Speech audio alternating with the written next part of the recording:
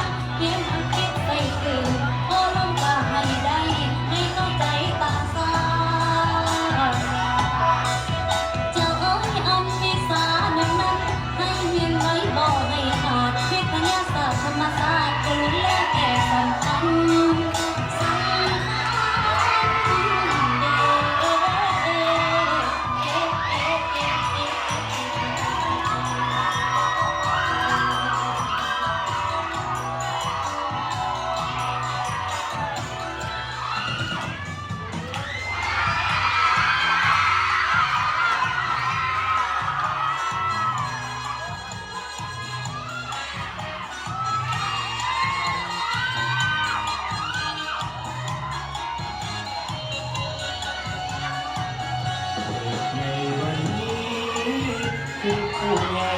วันข้างหน้าด้านการศึกษาจะพัฒนาชาติเราก้าวไกลสร้างเป็นบ้านลูกหลานเราจงได้ร่วมใจรักเบิกผู้ทางไว้เราผู้ใหญ่จงได้สืบสาน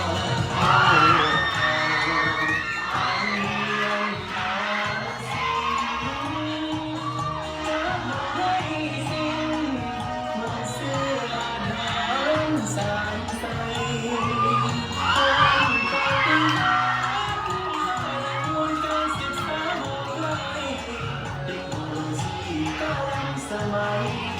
สร้างเราไปสู่ความ